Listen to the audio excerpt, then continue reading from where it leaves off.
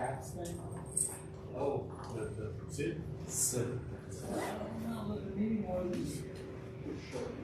Well, I heard about the meeting, but what's going on with that stuff?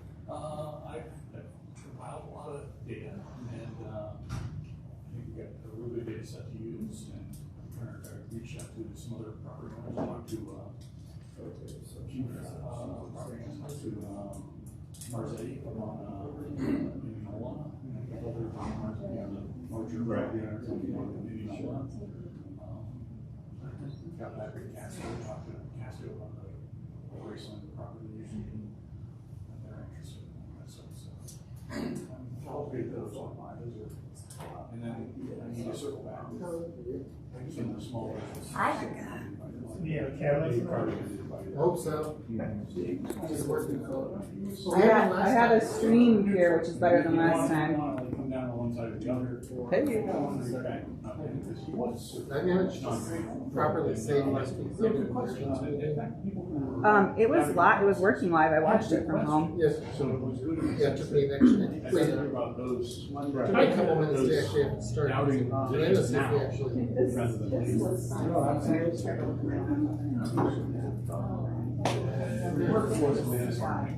All right, the camera is live, just so folks know. We're starting early, so we don't have the difficulties of last month. Okay, Dave. Yeah. That's that fair. camera's on. Sorry, you just got it live. Hot mic. So, quick talking about EJ. Yeah, I heard about it too. We should move. Mess it up.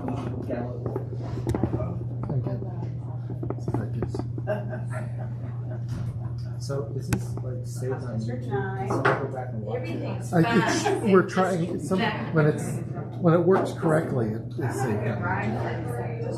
So if we go into Hey, we're Yeah, we have so paid. so we have an echo in the middle. It should. I've been having Just trouble saying, getting it to save. that says a lot. Look for the zoning there. That says a lot.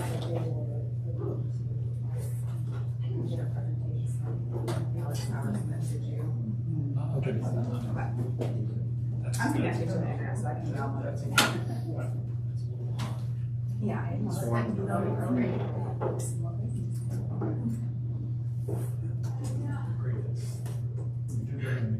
Oh, no, that is. I would have said okay. Did you get the email that I sent you about? Not an hour. Doing something wrong.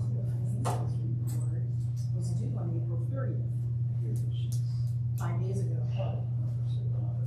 And they never sent me, so therefore we're filling them online. I have the hard copy. I've been doing something wrong. Everyone is doing wrong. It's not saving copy the TV2. and the data entry they can, but. what do you use it to record it? Mevo. It's Mevo. It's not properly listed. No, no, but I did get a mail, and I sent you a screenshot, that person sending me the link, Okay. searching out his address, doing an email search, so that you can see that he'd never sent me anything before. Because I didn't want to get in, Okay. I didn't want to lose my good graces. No, perfect. Do you want me to follow up with David Bowie here? No. Are you referring to your commission fiscal reporting? Yes. It's not due until May 31st. Oh, I thought it was due on April You 30th. can only spend funds through April 30th, and then you have an additional month to complete the reporting. David, I'm not 5 days late. Yeah. You're like all 3 weeks early. I am a month early. You are. See, this is done. Peachy. And there are still area commissions that do it I'm on overachiever. paper, so whatever you want to do. Can I go home? You're like, I'm on a roll. Sorry, hi, Mark. Steven. Yeah.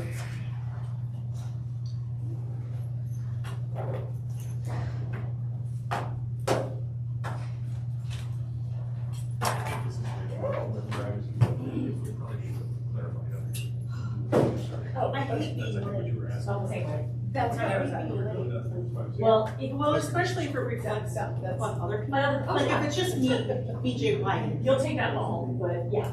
I'll be 2 weeks late. But if it's like, Brittany, can you check to see if that's framed right?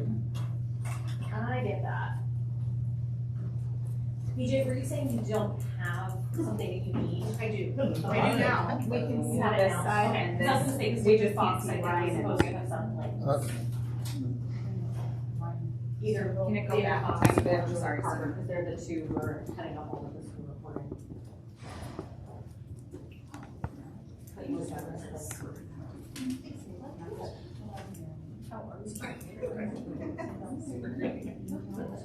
I don't think there's a way for us to do all of this. Oh, that's it, Stephen, that's it. Oh, right there. You check it. I had it. Turn it again a little bit that way. Now you got it. Thank you.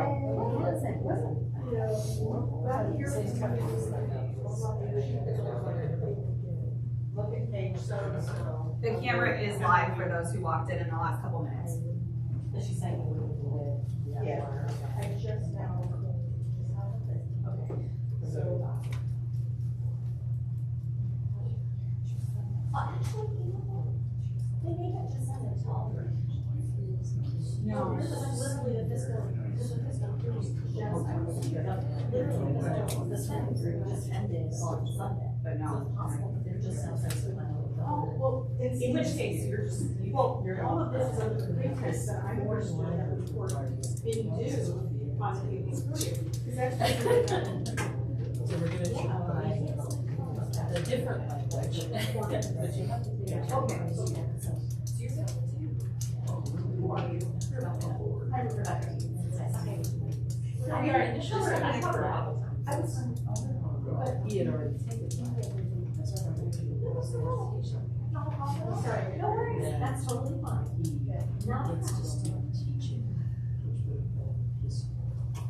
So with Commissioner White joining us here, Commissioner White may be joining us in process a little bit here, but it's 7 o'clock. We'll go ahead and call the meeting to order. I want to welcome everybody to the May 4th meeting of the Clinton Area Commission. One item not on the agenda that we wanted to start tonight with, at the close of last month's meeting, we briefly touched on the Pledge of Allegiance. That is whether or not we want to continue with that as an item on today's agenda, but we agreed we would start with the pledge tonight regardless. So I'd like everybody to maybe stand and join me and allegiance. Can we ask that John Brown lead us in the Pledge of Allegiance? No, I'm certainly. I pledge allegiance to the flag of the United States of America and to the republic for which it stands, one nation, under God, indivisible, with liberty and justice for all.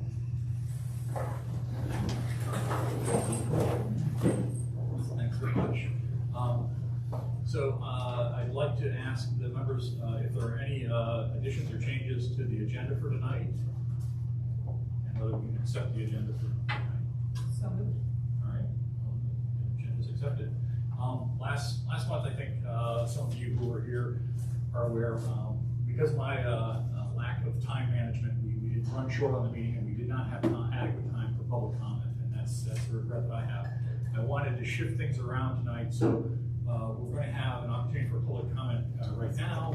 I would like to ask that when you are recognized, please keep your names, which will help for the minutes of the meeting. I'd like to ask you if you can confine your remarks to 2 minutes so that we can kind of maybe get through that. We'd also like to possibly have time at the end of the meeting for additional public comments. But some of the public comments I think people would like to offer might reflect on some of the issues on tonight's agenda. So I'd like to invite any comments from the public at this point. Or is there anyone that wants to begin the meeting with a public comment? Craig Hutter, 196 Westmont Broadway. I noticed on tonight's agenda is also talking about the process of sharing public comment. Okay.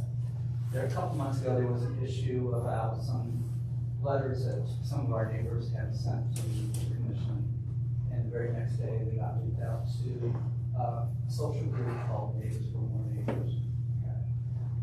Okay. I realize that when we send comments and letters to the commission, that it is a matter of public record. Okay. So I'm fine with that. I do have a couple questions I do want to ask. Okay. Just for my own knowledge. Okay. I don't know if there's a process involved, you know, that, I know that when I talked to the liaison person in Mr. Buick about, getting comments, how that got linked to that group. He said I could submit a request for communication, but he did instruct me that I take 2 or 3 weeks before he got any comment back, before I got comment back. So my concern is, how in the world, nobody requested this information, and to be honest with me, somebody did 2 weeks ago prior to that, but I find it ironic that the very next day, our excerpts from our letter showed up on this website, and only parts of the letters, so they were taken out of context. So that's one thing. Okay, so I want to know the process, if there is a process, or if you, as commissioners, have a process or ethical process that you do. You can join any group you want to join to. I know some of you are involved in different groups in the community. That's one question. How does that get validated? I know some of you have connections with that group, okay? And I've seen it on the website, I've looked at it, okay? My second question about it is, do you recognize? I have a question about it. Have you guys decided as a commission that you can make comments to social groups representing yourself as an area commissioner? Okay. Because I have a problem with that. Okay. Because when you do comments saying that you're an area commissioner, you're putting the whole commission at risk. That's very good background for the discussion. We'll try to cover both those topics. Okay. Thank you very much. Are there any other comments from the public to begin tonight's meeting? In the back there.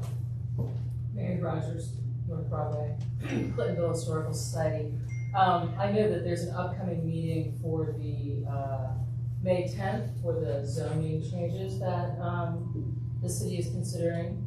And I certainly plan on attending that, but I assume that this is just a general information meeting, not a meeting that is going to specifically talk about how the changes in zoning is going to impact our specific neighborhood. So that's a question. We'll hear more about that later on from Alex Sauersmith, and yeah, I think you're absolutely right. And as a follow-up question, if there is not a specific plan for Clintonville, is the commission going to begin working to create a plan before these zoning changes are taking place? Because I'm extremely concerned about the historical architecture of our community. And I know for a fact that our density levels currently are higher than downtown or Franklinton or many of the neighborhoods within Columbus. So I am very curious as to how this change in zoning is going to impact, you know, each of those neighborhoods within Central Ohio.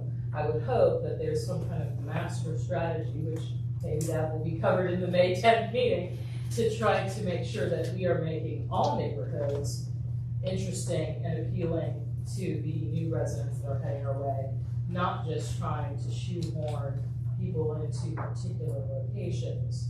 And so I'm interested in learning more about how the commission and neighborhood community leaders are going to help us navigate, you know, what is a real, you know, future situation for all of us. And I do know that there are a number of community leaders that have this as a topic and are ready to begin the process of some kind of community meeting sessions and planning, and want to work with others to make sure that we are all on the same page, similar to what we did with the neighborhood plan 15 years ago. So. Yeah, that's great. Thanks very much. Any other public comments to open tonight's meeting? I have one comment. I just received a text that our feed is not working. Someone's trying to listen to the video.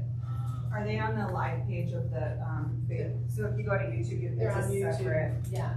Is it channelclintonville.com? Channelclintonville.com. Yeah, we just.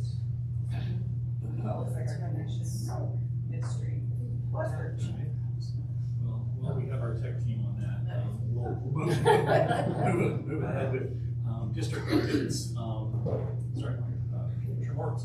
Okay, Mark Moritz from District 6. I met a couple of things, and Brian, I'll send you the minutes or my updates. I met with Craig Murphy and Michelle, and I didn't catch her last name. The City of Columbus websites are terrible for finding people. But they're from Recreation and Parks.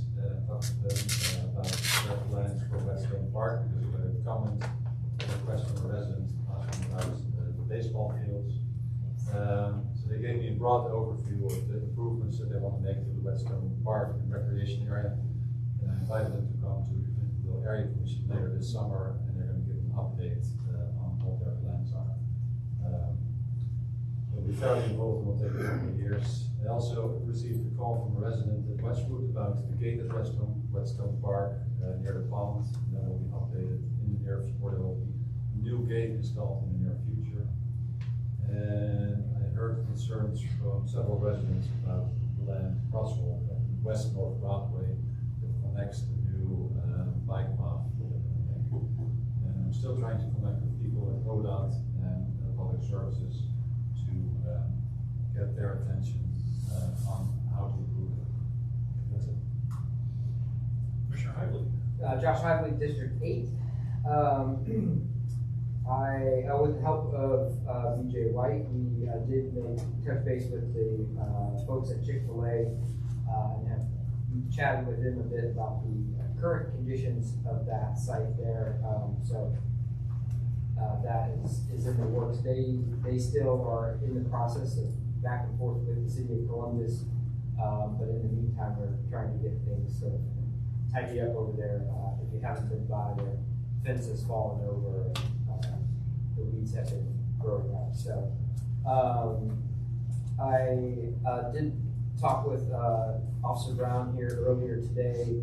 I know he has a couple comments and some other things from District 9, which I'll save for him. The only other thing was I did want to remind folks last week at my own home, I did have a break-in in my car and lost, unfortunately, a significant amount of equipment and power tools. So just, I guess, a friendly reminder for everyone to keep your things inside and be vigilant. Commissioner Paul. Hugh Kroll, District 4. I communicated briefly with the property owner at 153 Montrose Way, who has a request for a variance before the commission this evening, and just tried to help her prepare for the questions she was going to get at this meeting. But I understand there's some changes to that variance request that came last minute. Anyways, we'll hear more about that later. An update on the Whetstone Prairie restoration. Those of you who are not aware, there is an ongoing long-term prairie restoration going on down at the bottom of the hill here, to the left, down in the floodplain of the Bowling Tampa River. We're just coming off of a 5-year plan that I worked with the Columbus Recreation Parks Department on, and we're getting ready to implement the next 5-year plan. They have a draft ready. I'm going to review that on behalf of the commission. They have solicited comments from anyone, public, commission, and then they're hoping to present the final plan at the June 1st meeting. So if we could get that on the agenda. Anyway, any commissioners who are interested in looking at the draft, please let me know. But I'm going to be distributing it to my email listserv of people who have shown an interest in the Whetstone Prairie. So that's it. Thank you. Commissioner Bolt. Yeah, my coffee hour got rained out, so I'm looking for a new date on that. Unfortunately, April showers. I also attended all 3 of the city's Urban Public Policy Academy trainings in the last month. So if there are other commissioners who couldn't make it, I will be happy to share the slides and my notes from any of those meetings. And then I also wanted to share, I received an email from Cliff Wiltshire at the Spotlight today that there is a planning committee to explore bringing back 4th of July celebrations in Clintonville. So I would love to use my few minutes of my district update to explore whether other commissioners would be interested in helping me volunteer at that effort. The event will take place at Whetstone from 11 a.m. to 4 p.m. Bring your own pop-up tent, bring your own table. Really it's about community engagement and being accessible to neighbors. And I personally have lots of camping gear I'm happy to throw into the cause. We could maybe connect with our treasurer and see if there's any budget spending we could do around miscellaneous or other marketing pieces that we could share for a handout for neighbors. Or what is the date? July 4th, 4th of July. Oh, yeah. No. What day is 4th of July? No, I thought, please accept my apology, I thought you were talking about an organizational meeting. Oh, no. So the event is, there's a committee that's formed. It will be on the 4th, 11 a.m. to 4 p.m. at Whetstone. And I strongly think that commission should have a table so that we're there spending time. Thank you. Set off the fireworks? I did not say fireworks were included, Commissioner Lyman. I don't know that those are in the budget this first year back. I think you know better, Mike. But I can send around an email now that we've discussed it publicly and take signups. I'll be probably wearing 2 hats with the Glenville Area Business Association, so it would be great if I could take turns with someone else. That sounds great, thank you. David Rogero, District 1. This past month, I did meet with a homeowner on Kensington Place who has some concerns about a project that I think we will eventually be seeing before us, that will have some variances associated with. It's a very unique site on the Glen Echo Ravine, and the 2 adjacent owners have some concerns about it. I wanted to make sure I understood their positions on it. We'll probably be seeing that project in the next month or 2. I did reach out with the Department of Public Service to follow up with the Chick-fil-A issues that they've been having in terms of approvals. It remains a very difficult problem to solve with the city. I attended the Planning and Development Committee meeting on the 25th. We discussed, there was an update from the Franklin County engineer about their work in putting the crossing on the existing North Broadway Bridge. They had some preliminary designs for that they had shared with us. We also discussed the city's capital improvement budget, which the city has asked us for input for. In order to do that, I've asked the Planning and Development Committee to go back through what things they've already done, which can be profiled and put into a capital improvement budget request. The next day I happen to have a meeting, a short meeting with Rob Dorans, and I asked if the city could provide us with guidance in terms of how those requests should be structured.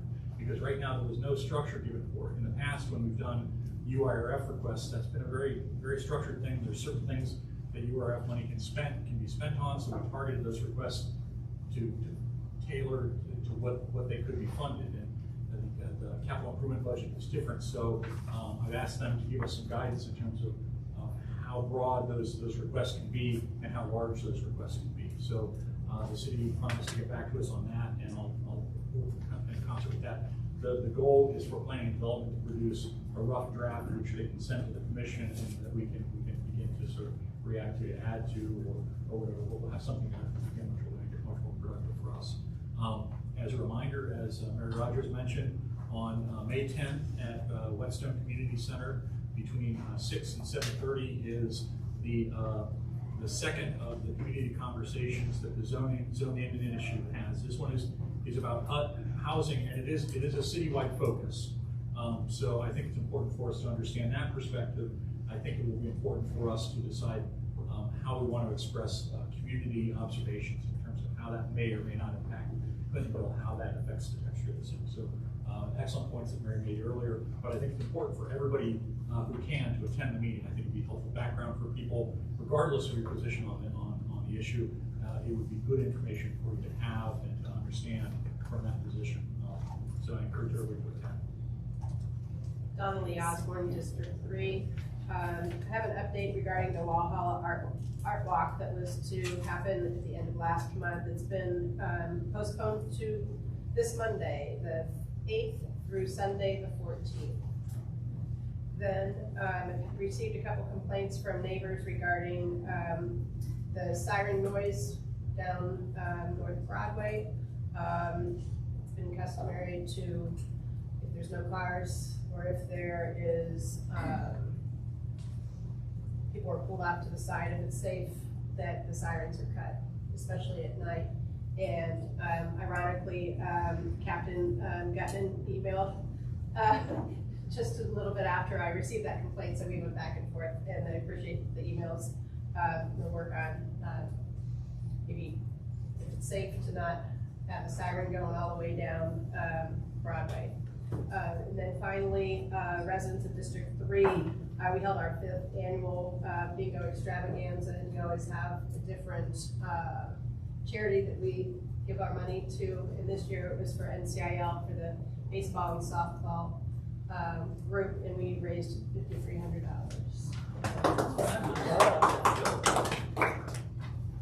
Commissioner White. I'm a little disappointed that she didn't say extravaganza. You have to be there to get that excited. Hi, I'm PJ White with District 9, and I just want to thank Commissioner Heigley for tag teaming me and trying to go directly to the folks at Chick-fil-A about that. I'm sure you've probably heard some concerns, as did I. Not being an apologist for the Chick-fil-A folks, I assure you, but Mother Nature did wreak some havoc on us with the high winds that probably helped knock over those fences. And then, of course, our rainy spring has caused all the grass and weeds to grow too. So we reached out to them, and I think between me and Commissioner Heigley, we were able to make some progress there. Heard from some constituents about, and I know you guys are tired of hearing this, but I'll just say it again, deer.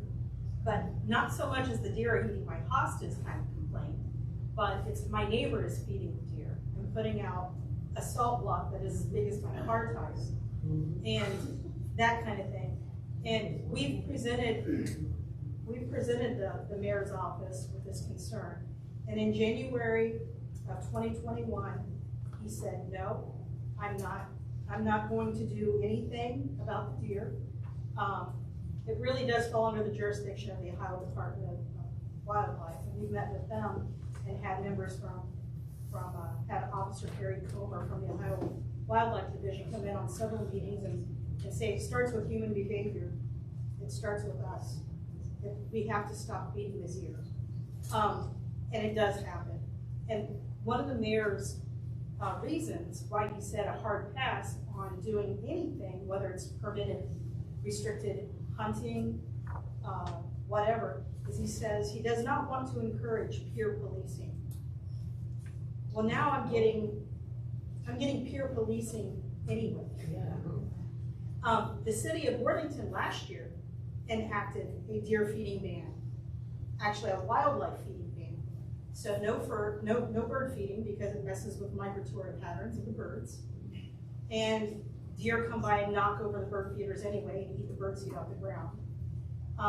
No feeding squirrels, nothing. Don't put out cracked corn, don't put out peanuts, no wildlife feeding at all in Worthington. And that's part of their city ordinance. And if it starts with human behavior, then we've got to correct human behavior. And I think that we probably need to push back to the mayor and say, Mayor Ginther, please work with us on this. It's being done by our neighbors to the north. Why can't we do something too? So deer can.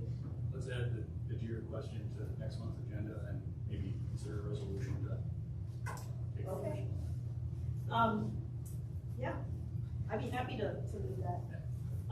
Adding no parking signs on Foster Avenue between East Kanawha Avenue and East Stanton Avenue. Also heard that we're getting a lot of people who are driving through the stop signs at Meadowlark and Stanton Avenue near the park on Foster Avenue. So I'm gonna ask that somebody I think there's a yellow banner that you can affix to a sign that says crossing traffic does not stop. But we've had increasing occurrences of car accidents there. And I'm just grateful that it was car on car and not car on pedestrian or car on baby stroller or car on doll. Because I've seen 2 accidents in the past 30 days. So, that's a legitimate concern. To my signature, to my commissioner email address, I am adding a bold red statement and my signature line that states, if you would like to keep your email confidential, please add confidential in the subject line. I am recommending that we add a similar statement to our autoresponder from the commissioners at the ClintonvilleAreaCommission.com. And I just want to say that when I was chair of the CAC, a then member of our Tech and PR committee who had access to our social media pages, somebody made a comment to the CAC's Facebook page to a post, and this person who had access to that as a member of our Tech and PR committee deleted those comments. And it was explained to us at that time that we should, as a public organization, that all information shared with the commission is intended for public use, and that we cannot delete comments that are made on a social media page. And I think anybody who wants to maybe challenge that ought to maybe delve into the Ohio Sunshine Laws. Let's continue that in. Yeah, so I just wanted to say about my signature line, Yeah. I am doing that to give people that option to speak to me confidentially. Good observation, thank you. Mr. Pfeiffer? Yep, couple of things. So I think there's been some sidewalk projects going on in the city, in the District 2, and so I had a resident reach out to me about some issues with their sidewalk that's being redone by the city, and issues with storm drains and gutters, and it not matching the original condition. And to say I've had success is probably not true. To say they've had success and at least contacted the construction people is true, and I can at least see that they tore back out the sidewalk so they can fix the issue. But trying to work with them on that, so hopefully making progress. 2 additional notes. I will be out of town for the June CAC meeting, and so I think we've tried to come up with a plan for who will take minutes in the June meeting. So Mark will be there, because the other thing to think about is I will try and get these minutes out early, because obviously there needs to be approval for the minutes. And maybe I can work with Mark too and see if there's any feedback in the Mark box. Gives me a lot of suggestions, but then we can coordinate there so that way the meetings can be approved, minutes can be approved, and they can be accessed on the website quickly. And then final thing is, I believe election season is coming up very soon. And so not sure if there's any District 2 residents out here, but I will not be seeking re-election. And so just wanted to put that out there, and I'll be happy to work with anybody who is considering running in District 2 or any insights I might be able to give. And I just wanted to put it out there that maybe we can come up with a plan for this December meeting minutes as a transition. My understanding is goes from December to January, and just trying to understand how that works. If I'm not the commissioner in January, taking meetings in December. Yeah, that's true. You'll be right up through and including December, but new people apparently. Thanks in advance for your service. Commissioner Wyman. Mike Wyman, District 7. You gonna talk about street racing? A little bit.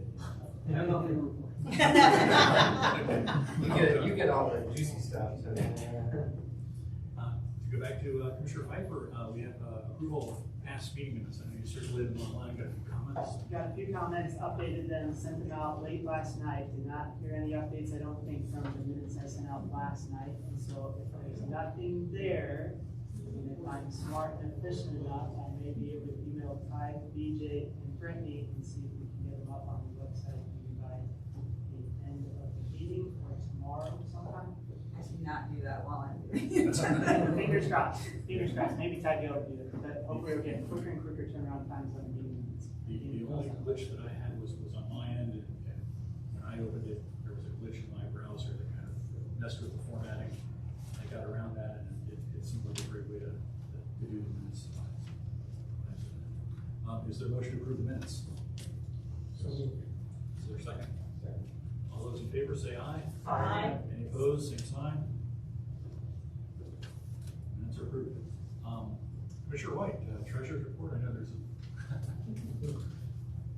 Apparently, I completed my report 30 days early.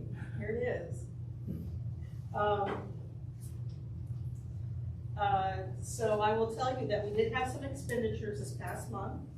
We had $400.75 to Centipede Graphics for web hosting and URL renewal. $51.75 to Ellie Knowles for website updates. $44.97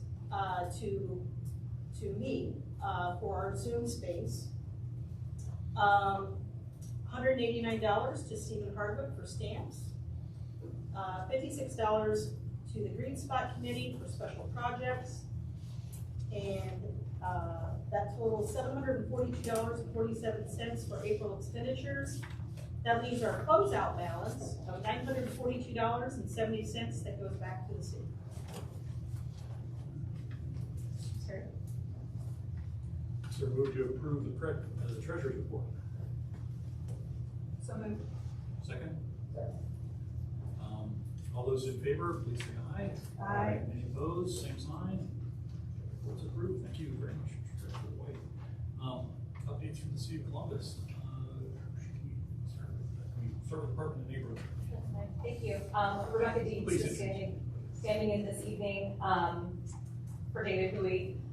You do have a new liaison. She's not available to come this evening, but I'm hoping that she will be with you next month.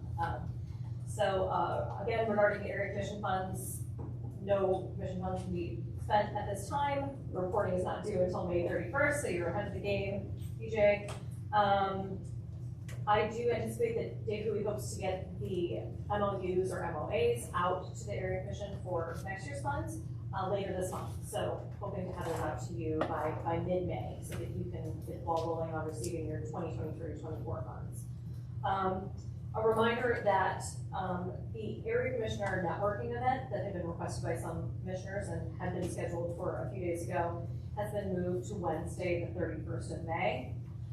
It is still at East Market, and it's from 6 to 7:30. So there will be some brief comments at the beginning, but we've had area commissioners request an opportunity to network with area commissioners from other parts of town to discuss best practices, share concerns, things of that nature. So invitation has not yet gone out, so you've not missed anything, you've not seen anything. Just wanted to put it on your calendar. Additionally, because we had previously had a training scheduled for the 24th, and that was going to be like back-to-back Wednesdays, we have moved that trauma-responsive civic leadership training. It's a mouthful. But the trauma-responsive civic leadership training is being moved to Wednesday, June 14th, and that's going to be a WebEx training from 6 to 7:30. So once again, you should not have yet received invitations to these, but I did want to put them on your calendar since there are some date changes. Does anyone have any questions for me for the Department of Neighborhoods or for David Louis?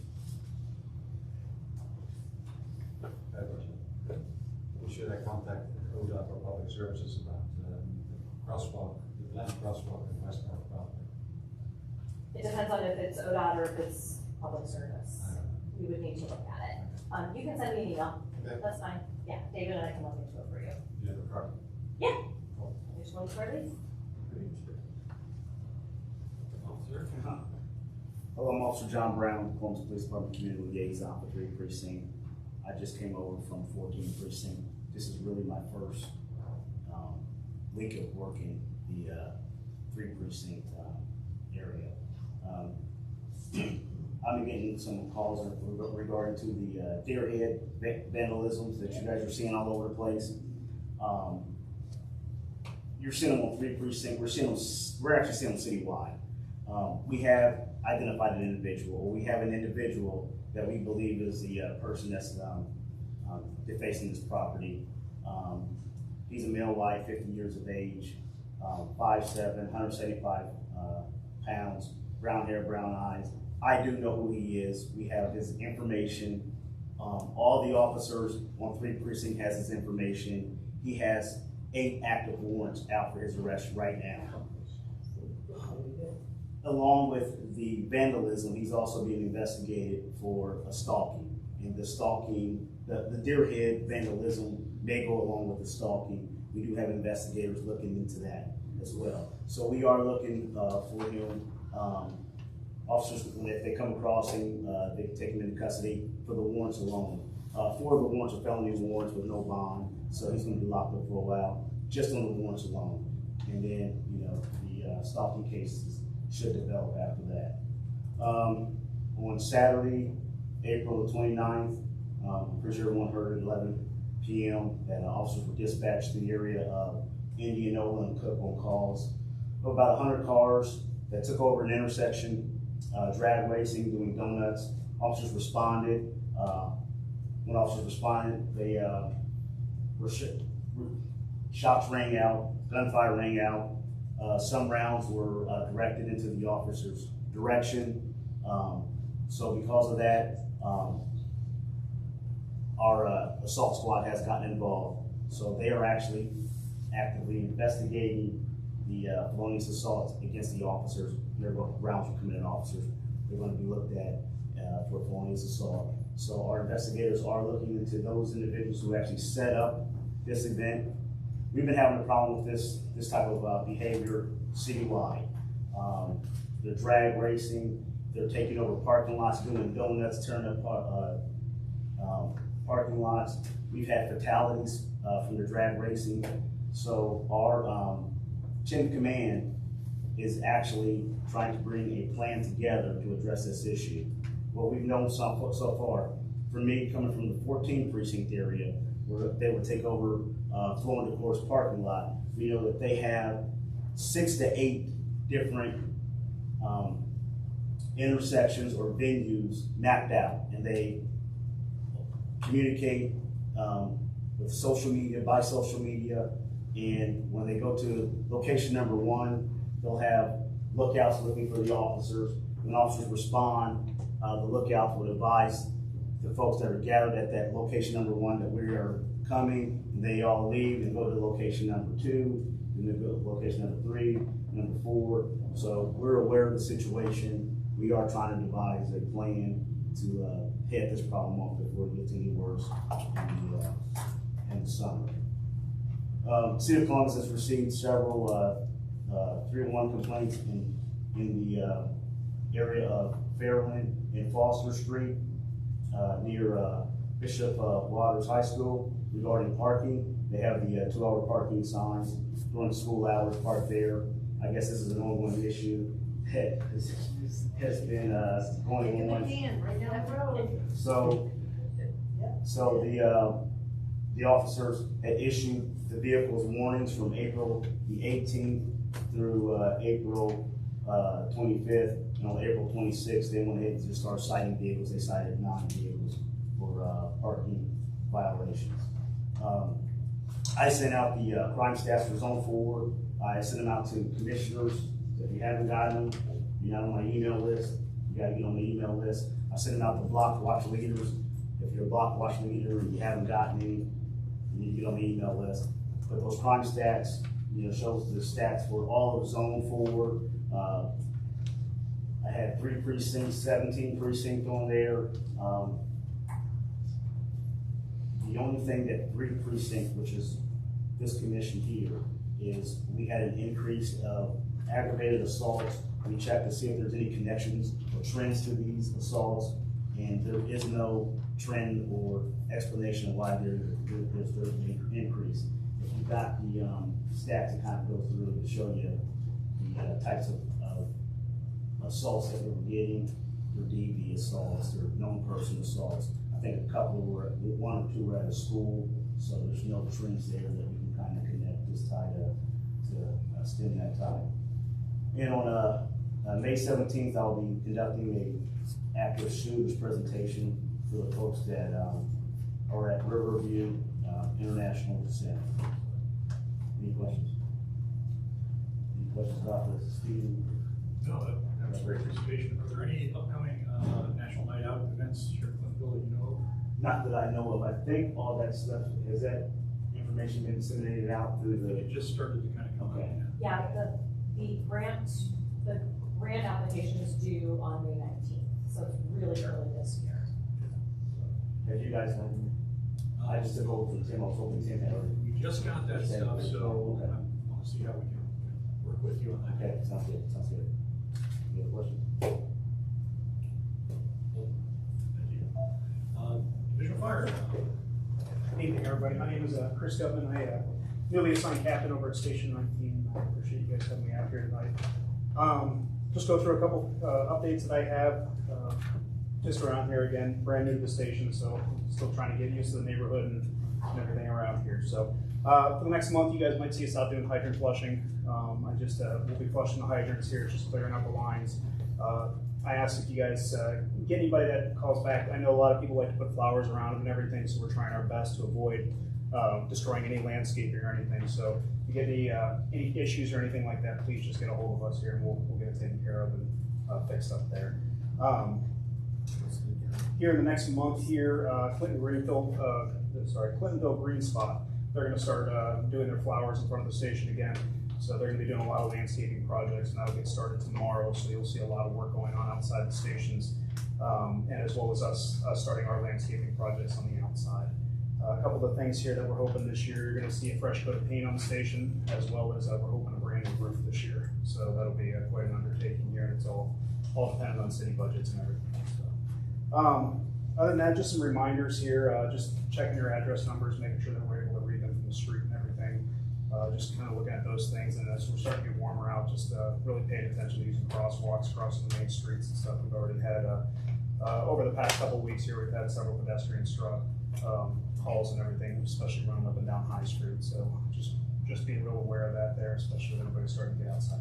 So, the commission has my contact information here, so definitely if there's any issues or anything like that, please reach out to your commission rep and get a hold of me here and we'll get it figured out. Does anybody have any questions? Yes, ma'am. Okay, could you please give the paramedics a thank you from District 9 for taking care of our VIP resident, Jack Hefner? Yes, ma'am. He's a frequent flyer with you. Okay. But we think he's got to get his blood sugar under control. But thank you for taking good care of him. Thanks, Ian. Any other questions from the member of the public? Thanks very much, and welcome to the neighborhood. Thank you. Glad to hear it. Next on the agenda is the discussion of the process for sharing public comment, as was brought up earlier in the public comment.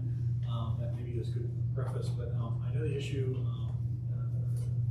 Commissioner, came to your attention earlier and postponed it a little bit, so I'd like you maybe to introduce the subject and the discussion. I would say it came to me, May. Let's see. It was after the March meeting. The morning after the March meeting, I received some emails and phone calls. It started honestly from former Commissioner Weatherholt shared with us, all 9 of us, an email where she had seen a posting on Neighbors for More Neighbors that said to contact your commissioner if you had questions about the topic, which was basically density, and it was in reference to the zoning and variance topic at Milton in West North Broadway. And so some residents from District 3, District 2, mostly Broadway residents and Milton residents, wanting to know how, when they had emailed us, when you're on our website and it says, email commissioners, how the comments ended up on this news feed from these Neighbors for More Neighbors that went out to their people. And it's a call to action, using comments from letters that the commissioners received within 48 hours or less than that of receiving it, that it's on a website. And I think as you were alluding, it's it takes longer to do a public records request than that. So we're trying to figure out what's the process, and like BJ says, I think we need something on the website that says, if you're emailing the commissioners, this is public comment. Right. Yeah. And, so. I guess it's my understanding, and Steve, correct me if I'm wrong, but when we get comments that are directly associated with one of the zoning and variance issues, and those come to us, those are things that you share with the members of the zoning and variance committee as part of a your distribution of the agenda. Yeah. You At usually least put those in there or At least attach them. something that's a small variance or just neighbors saying, I don't object, I don't do that, but the bigger, yes, I do. I'm looking at, and I also linked to them in the agenda that I sent out. And I just, in fact, when the meeting was, but I did send out to the list, the zoning listserv that did go out the February 22nd. And so that could have been, they could have easily taken it. And when you distribute the agenda, it has links on there, as you mentioned. So it has the application, so people can go and see the application. And, you know, they can see, sometimes if we have the feedback from the city in terms of the city has issued a statement, you may have an attachment for that. And in this case, if there are public comments that you're sharing with committee members, that's all part of that agenda, it's all part of that link. So anybody who's on that listserv that has signed up and said, I want to be notified of all of the zoning and variance things that are going on in the neighborhood, they get that. Is that Plus, right? yeah, I think it's also posted on, I don't post on Clintonville discussion forum, but it is posted. It gets there. Yeah, well, I think the commission's media person does that. Can I clarify something? Yeah. So if I'm on the CAC website and I say email commissioners, that green button that says email the commissioners, and it comes to all 9 of us, are you saying that Stephen is in that also? I don't think that's. And that's the point I think that they're making, that these were letters that didn't go to Steve, because they've sent their own letters to Stephen, I think, directly. And that these were letters that came specifically to the 9 of us. And that was what I think we got the notice from Commissioner Weatherholt on, this is out there. And then the neighbors wanted to know how, from the 9 of us, this is on a site. So I don't think that in this situation, this is Steve sharing comments from the public on a zoning issue. It happens to be a zoning issue that is the issue, but as I think Greg was asking, what's the process on, we get these, somebody sends us an email, how are we responding to it? How are we using the information? And I don't think that's maybe clear, but also my question is, how is it on a site that's not affiliated with the CAC in less than 48 hours of receiving a letter? Snippets taken from letters are on the site. Yeah. Because I don't think that's the intention of somebody sending us information on an opinion or, you know, the safety issues, especially at Built in Broadway with the sight line, and, you know, you can talk about that project all day, but just, if you're not in agreement with it, we still have to take the opinion of both sides on that project and every project, and not use a snippet from an email that came to us out of context on another site. Yeah. That's the complaint. Sure. I would just say that, you know, if we want to, we should make a form for, you know, public records request. And we can't say that anything that comes to us is confidential. That's No, I'm how not that works. expecting it to be Since we're, confidential, sure. Public, you know, so if we want to do that, we should make a form, you know, where people can request. And that, you know, someone, you know, whoever will be that point of contact or release that information. But again, it's confidential. You know, anyone can make an anonymous public records request under Ohio law. So, you know, and in regard to the snippets, that happens all the time.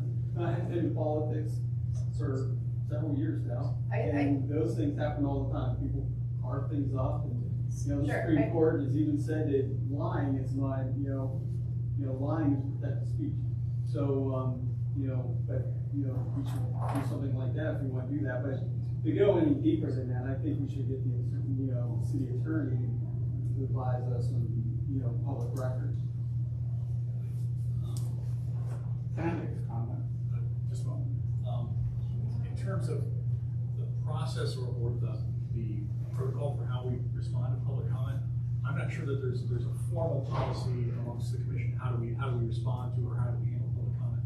I think, speaking from my own perspective, when I get a comment from the public, I can identify that person if they said, I live at, and it happens to be my district, I will respond to that personally and let them know I received it. If there's a question, I'll try to answer the question. If it's just, thanks for the comment, I'll thank them for the comment. But in the case of it not being in my district, I don't necessarily take the initiative to acknowledge that the comment came in, assuming that maybe that district commissioner will follow up. I don't know that that's a formal policy. That's how I've always addressed things. I think it's for other commissioners to decide how or when they reply or address that. I don't know that there's certainly nothing in the bylaws that addresses how to respond to a public comment or whatever, but that's how I do it. How these comments got out into the larger world, I'd have to say, number one, I don't know, but also I'm aware when I submit something through email or whatever, that's a pretty porous sieve, and it could go anywhere. And I try to exercise a little bit of caution, but maybe we need to be more forthright about how to maybe make people aware that comments can get forwarded, in their entirety or in snippets or whatever the case may be. I mean, it's pretty easy for things just to get forwarded on to something else, or it gets distributed in a broader sense. But I don't know. Other commissioners have comments. I have a question. So this meeting is recorded. Is the zoning and variance committee also recorded? We've been trying to record it, and I've been even having technical difficulties with getting it recorded. It's broadcast live, and we need to figure out, I need to figure out what's going wrong. I tried. But I don't know anything, or I don't know much about the space, but what I saw when former Commissioner Butterhold sent the email around to the link, and all of the comments that I saw, is what you say are snippets from letters, were comments that were also on Twitter, people live tweeting the zoning and variance committee. So it might well be that the comments that are in the neighborhoods were actually from the live tweeting of the student. Any other comments from the commission? Commissioner Bolt? When we are elected and receive our appointment letter from the mayor's office, it is noted that we are subject to Ohio Sunshine Law. So I think, to Commissioner Wyman's point, Commissioner White's comment earlier, it would be a great practice for us to add a sentence disclaimer at the bottom of our email. I do think we should get that language from the city attorney's office rather than trying to craft it ourselves. When I was a public staffer for the state legislature, we had our legal counsel provide that content, and we had it go out to all of our constituents that reached out to us. And I don't think it hurts to add that to the bottom of our emails, into the contact form on the website. I am the commissioner who has a positive statement on Neighbors for More Neighbors. I don't need to hide that. I don't have any problem with that being out there. I don't think I've done anything beyond the line of ethics. I did not state that it's a comment on behalf of the entire commission. It's a pretty benign statement. I did not leak. I don't think leak is the right word, because this is, I think, public comment, but I think having this conversation about best practices and making sure we're all on the same page is really important, and I appreciate you bringing it up. I appreciate how responsive Commissioner Lee Osborne has been to her constituents, and I want to be as transparent as possible. I think that the comments that I saw in that e-blast were very in line with what I saw happening in zoning committee and linked to in the letters, and I think that's what happened in this scenario, but I would love to add a disclaimer to the emails going forward and to the website, and post something on our social media bios as well, so that we can be really proactive about that conversation with constituents. Let me ask the commissioners this. Would you like me to reach out on your behalf to the city attorney to get language that we can use as a disclaimer, so that the box at least forewarns people about how things will be handled from the city attorney's perspective, the language at least advises people about that? I think in light of this event, yes, absolutely. I'll take the initiative to reach out to them, to ask them to instruct some language, if that's okay. Sure. I know this is a pipe dream, but it'd be really nice if we got some type of official city email, because I made the mistake and I've had 2 emails, and now my personal email still gets a lot of times used for the Clintonville area commission. I do not want that statement on my email.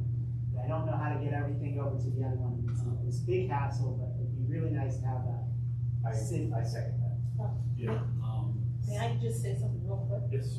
So, since my involvement on the Tech and PR committee, I've kind of taken that to heart too, even out of my own meetings.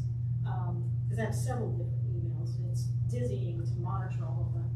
But, I spoke with Ellie Knowles, who is our website administrator, and she has come up with official District 9 at Clintonville, or whatever the Domain. yeah, Clintonville Area Commission.org, whatever, and so on, down to District 1. She's already made those emails, and I think what's more is that, not only does it help filter the usage of these emails and correspondence and public, communique storage, but, as a succession, when commissioners leave, they can just simply take over that key.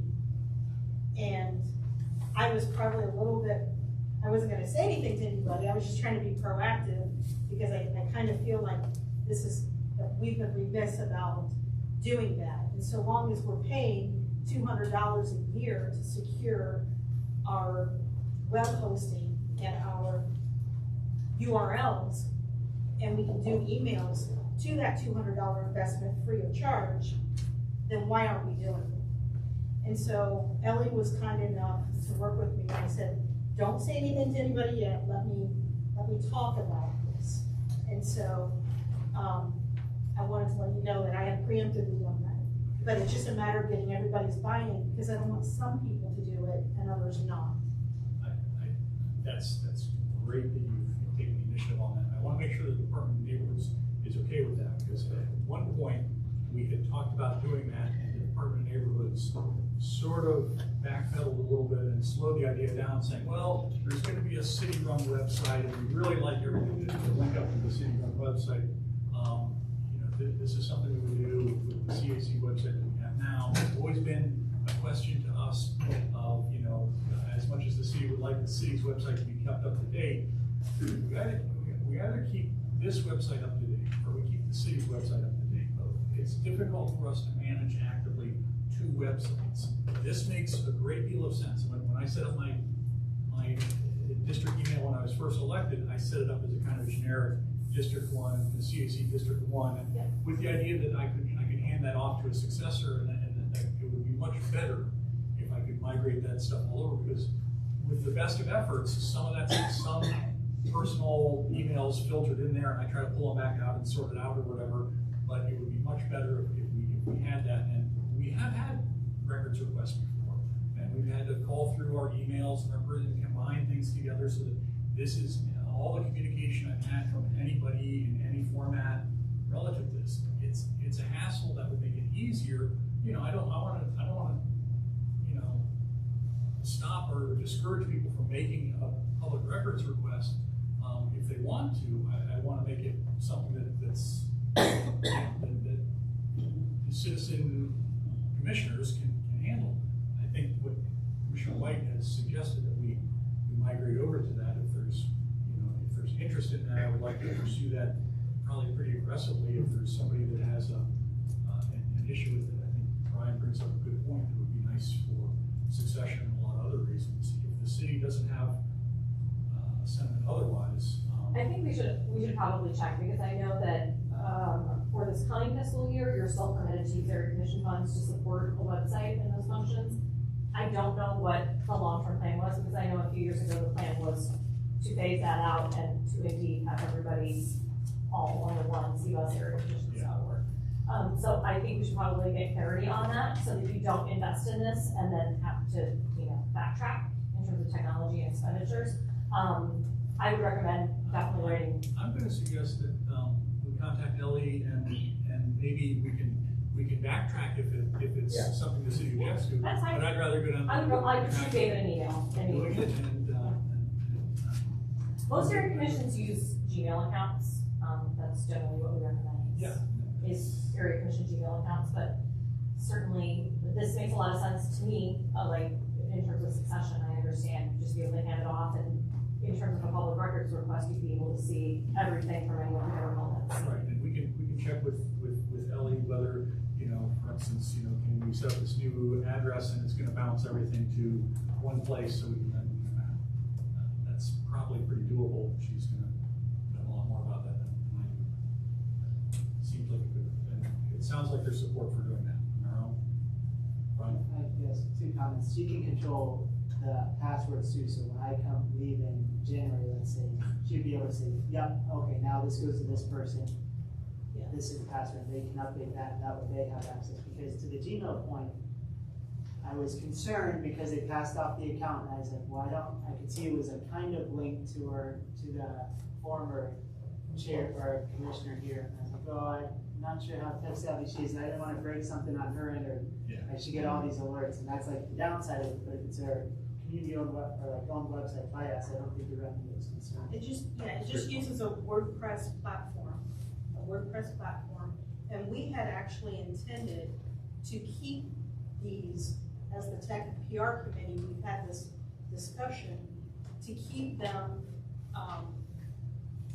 in parallel to one another, and slowly but surely wean ourselves off of the admin. But our problem in going 100% to the city's commission website is that we're not able to use, Commissioner Bolton, correct me if I'm wrong, but we're having difficulty with document storage. Yes.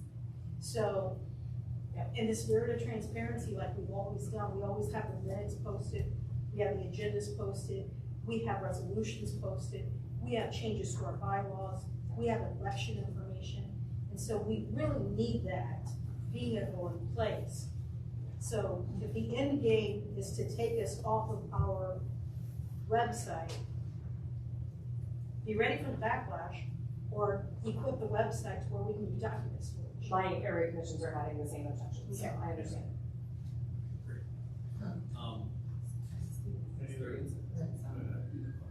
Any other? One thing, if you do that, please also include a zoning one that I can pass on.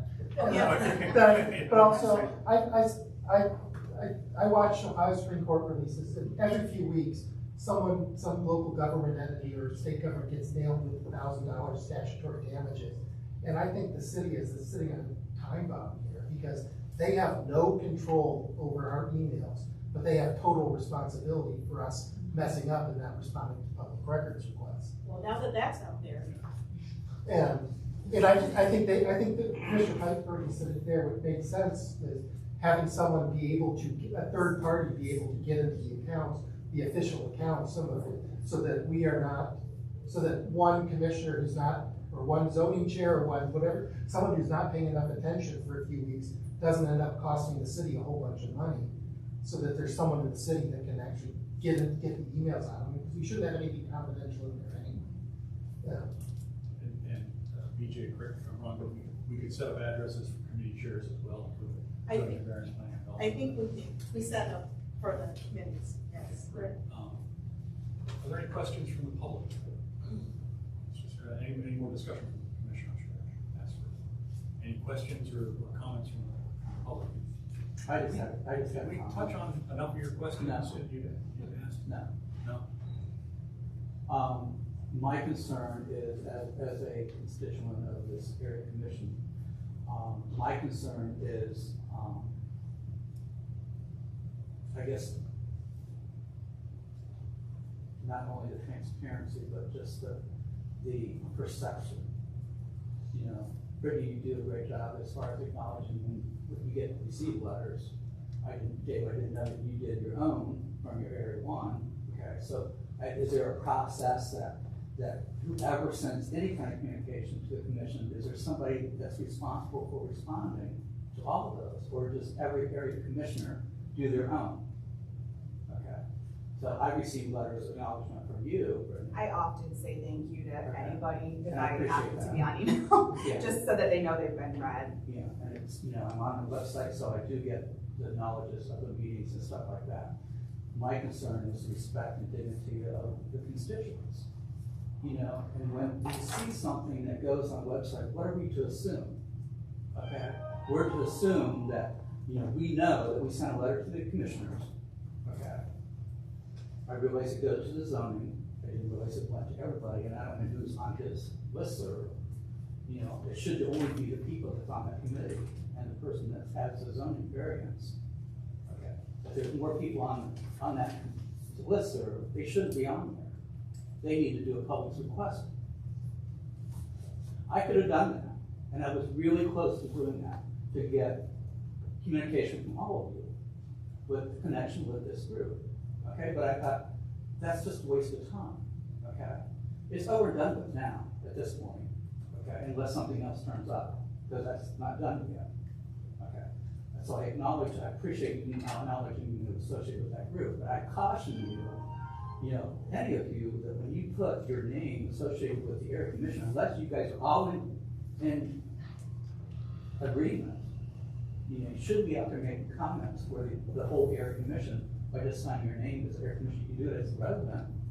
This does touch on a point in the bylaws, and this point was raised earlier, and I did go to this, I keep saying Friends for Friends, but Neighbors for Neighbors website, and I saw Brittany's comment on there. And there is a point in the bylaws which explicitly reserves the right for members to be able to speak on their own behalf and their own position. They can't intimate that this is a commission website.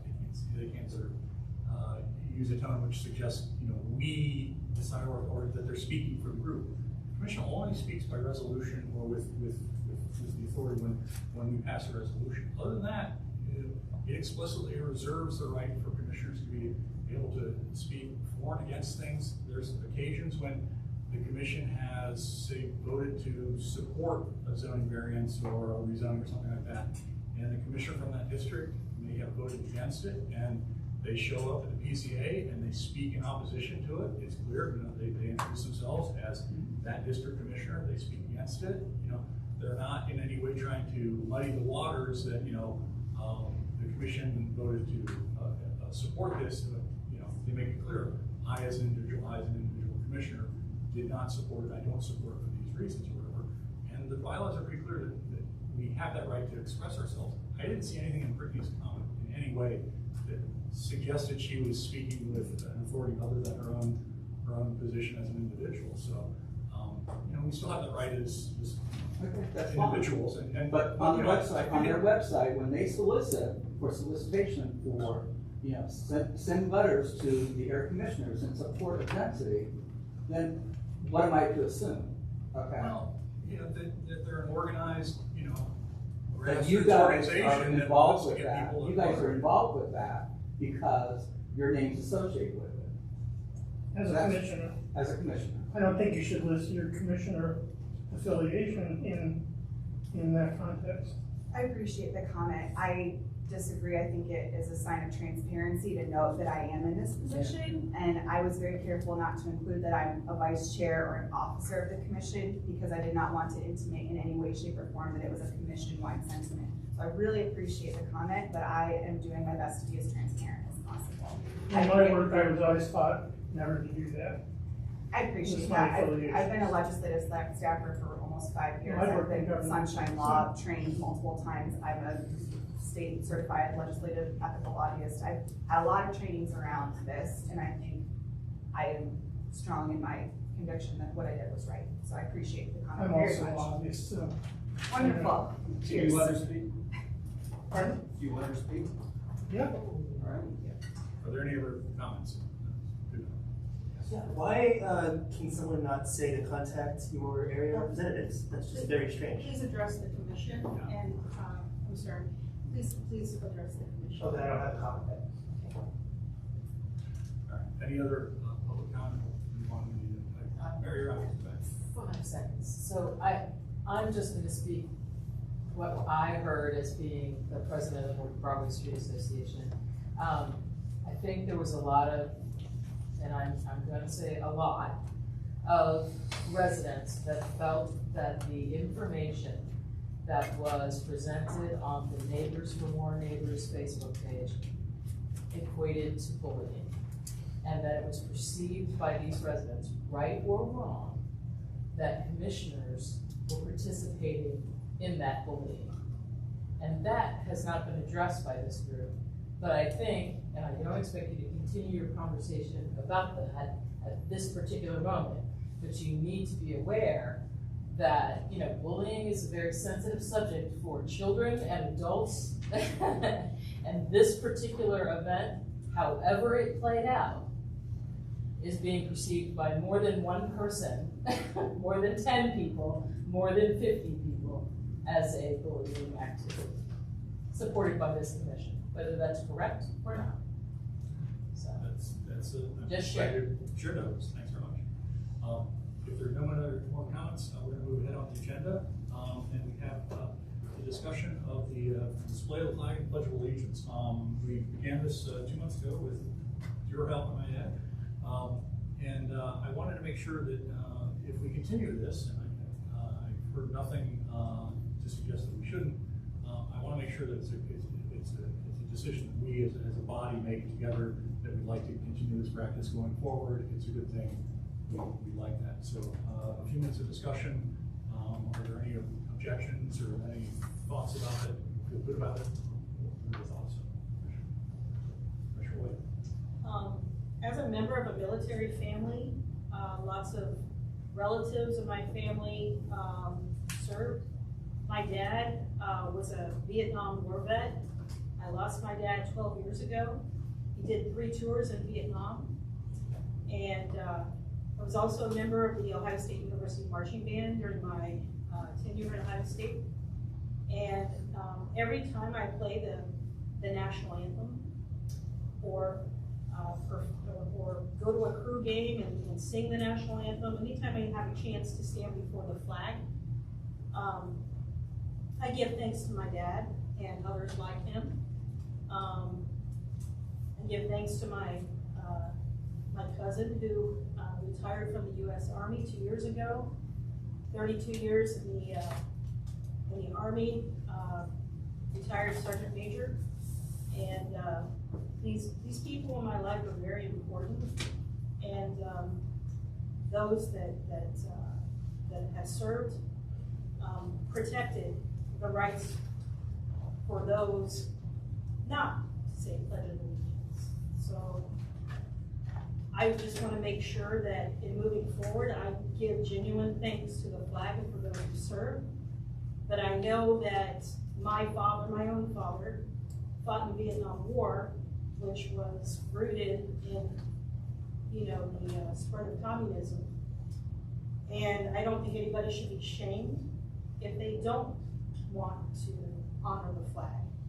I don't take offense to it. My dad fought for their right to express that liberty.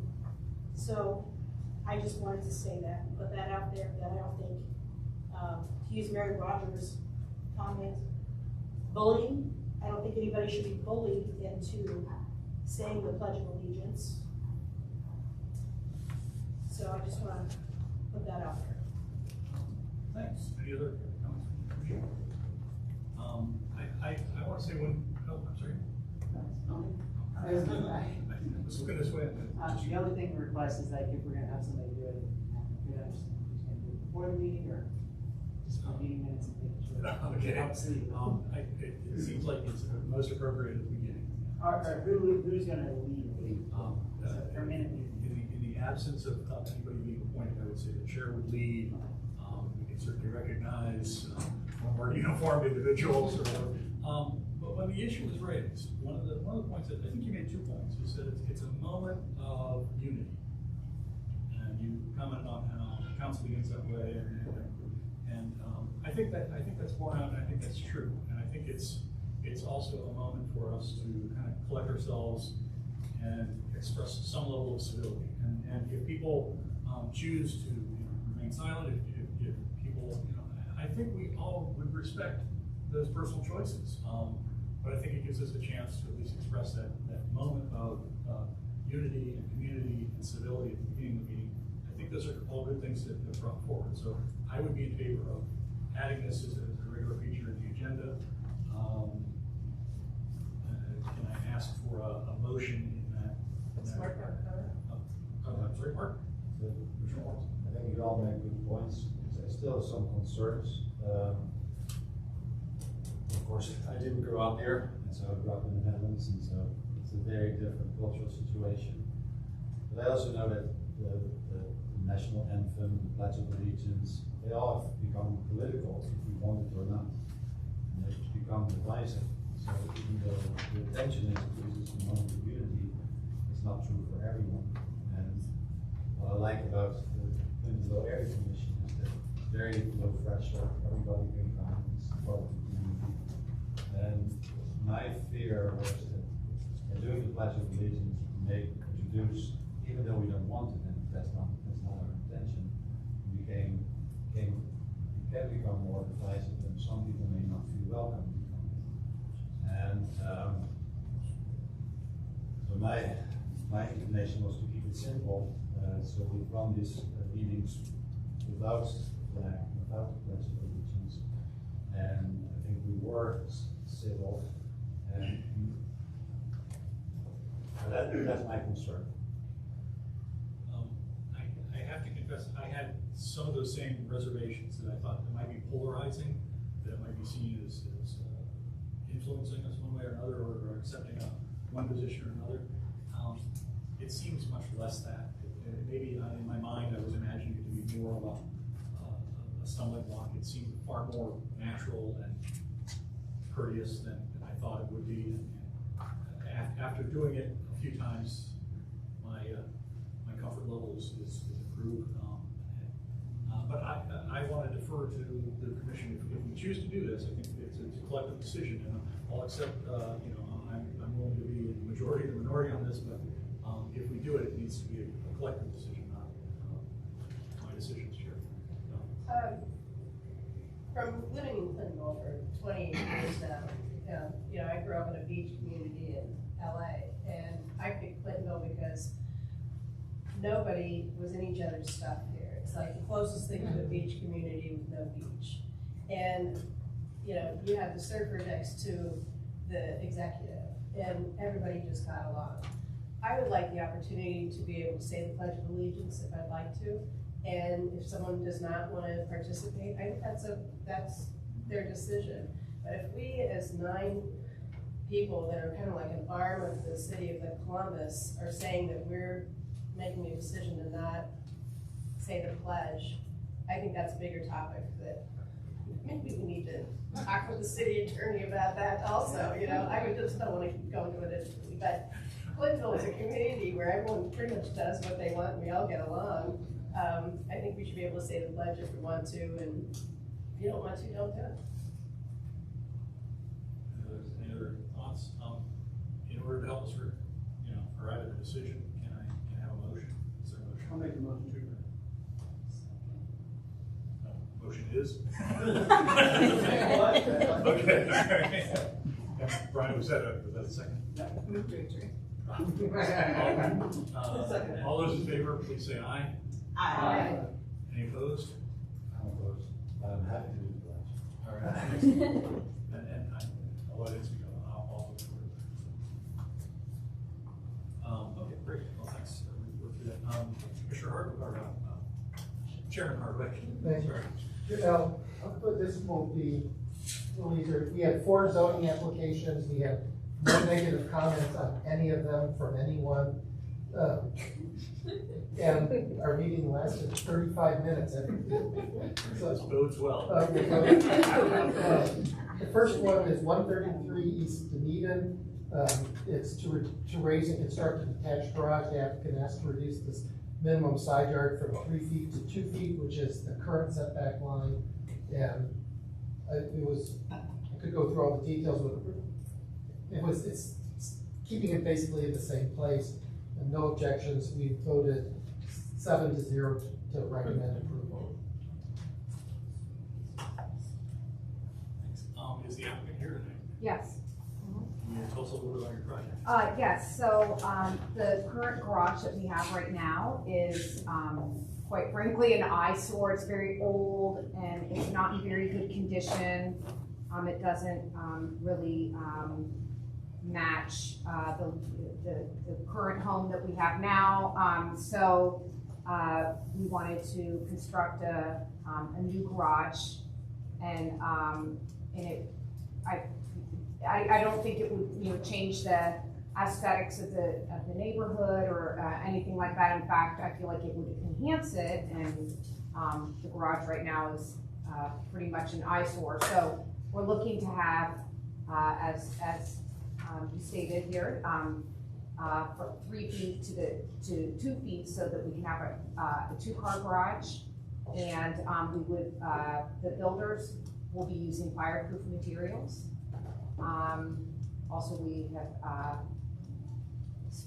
we talked with our neighbors next door, where it would affect those neighbors the most, I guess, in the sense, for 3 feet to 2 feet to that amount. So, and they said they were fine with it.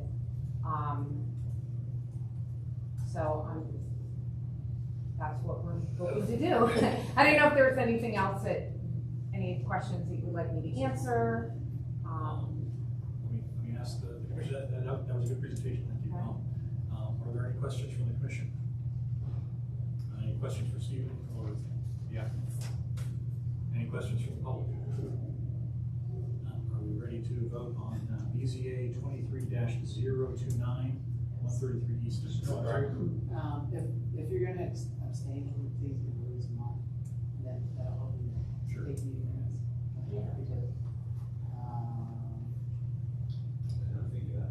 Yeah, that's fine. From that email today, that's what my question was.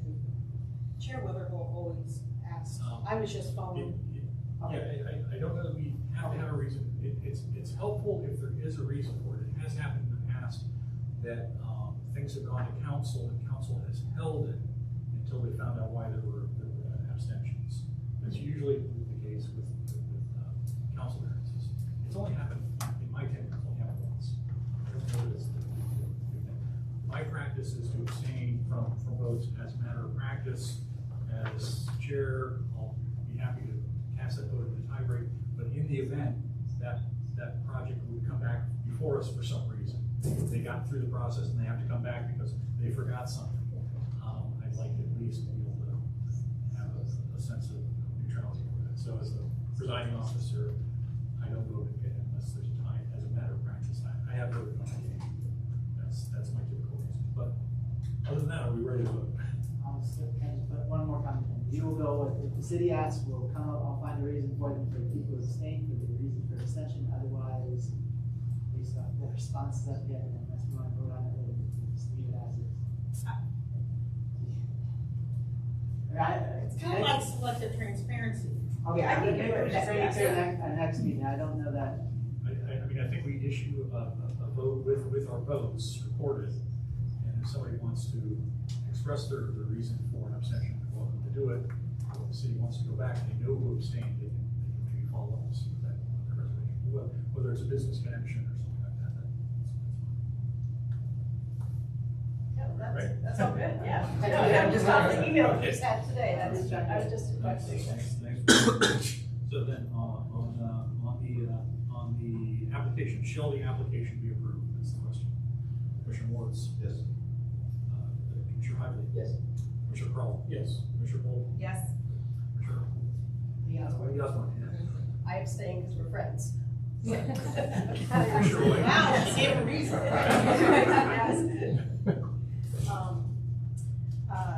I approve. Commissioner Pfeiffer? Yes. Commissioner White? Yes. Chair abstains. However, we're not friends. Pretty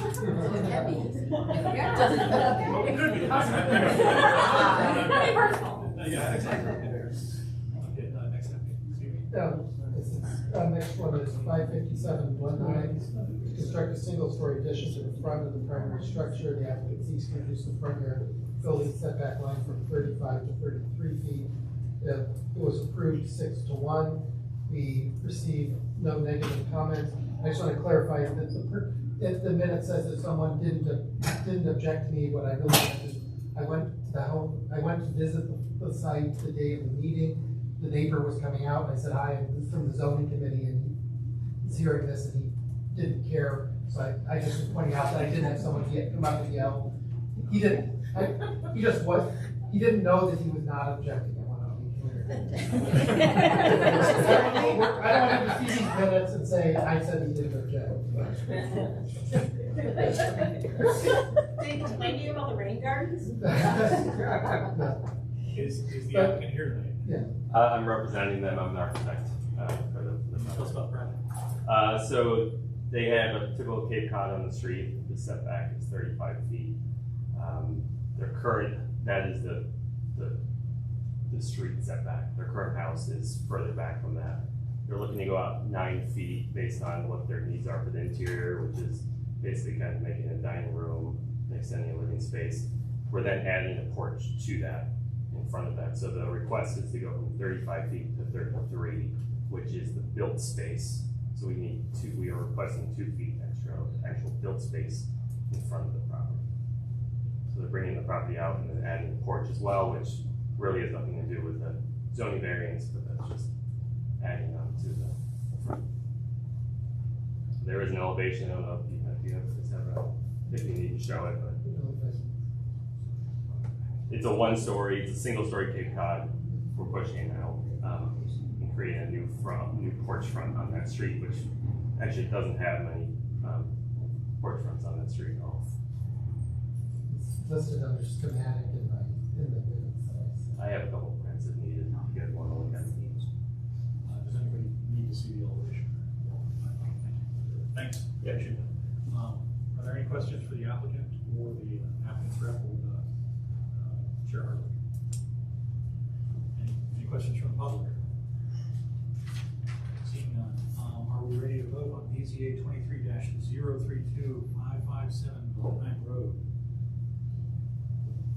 Yes. Shall the application be approved is the question. Commissioner Morris? Yes. Commissioner Hively? Yes. Commissioner Kroll? Yes. Commissioner Bolton? Yes. Commissioner Lee Osborne? Yes. Commissioner White? Yes. Commissioner Piper?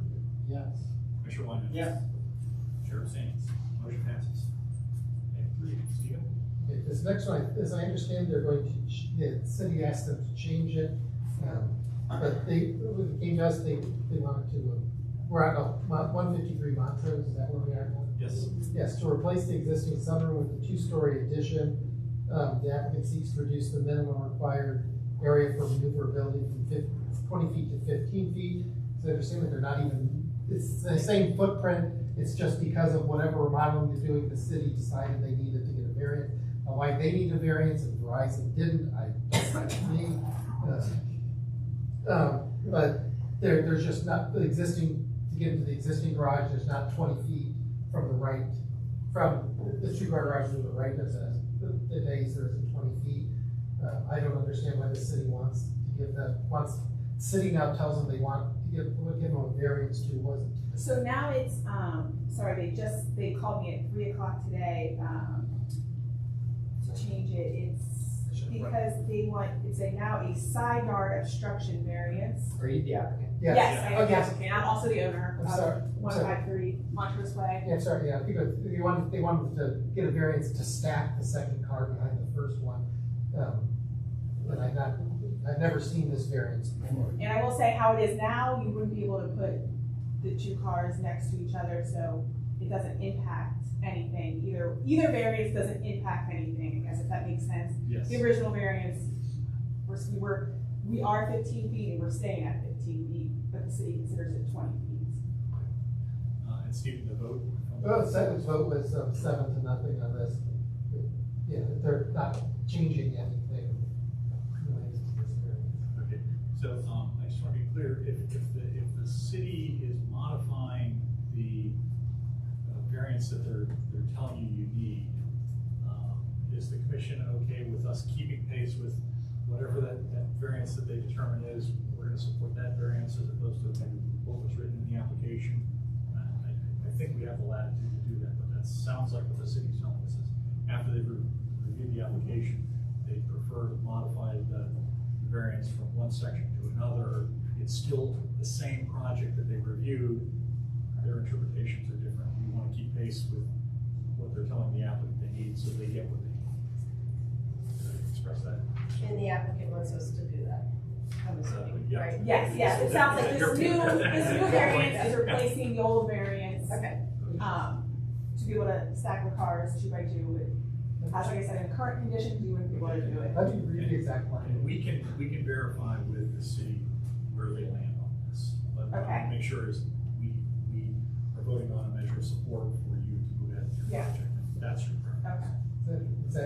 It is to request a side yard obstruction variance from 3332.28 to allow parking space in the required side yard of the house. So it's, That's the new. yes, and I'll give the language to you. And I did circulate that just before the meeting. We got that very late. Okay. You found out at 3 o'clock. I think we found out at like 4:30. And just so the commission, the new commissioners know, that it has happened that the city has changed the required variances after CAC receives it. And the process is they ask Sheriff Otero, I think is it just, if it's you or you and me and the commissioner, I can't remember what, that they say, you need to hear it again. That has happened in the past. And there was kind of a dust up because on one occasion, they didn't do that. And somebody thought it was terrible. They did how long. Clearly, we get you what you need. You're supportive of that, and the commission understands what the goal is. So then on BZA 23044, for the commission, there's no questions from the commission or the public. BZA. What was that number you said, Steve? No, I can still go with, for the SRF, I still go with this.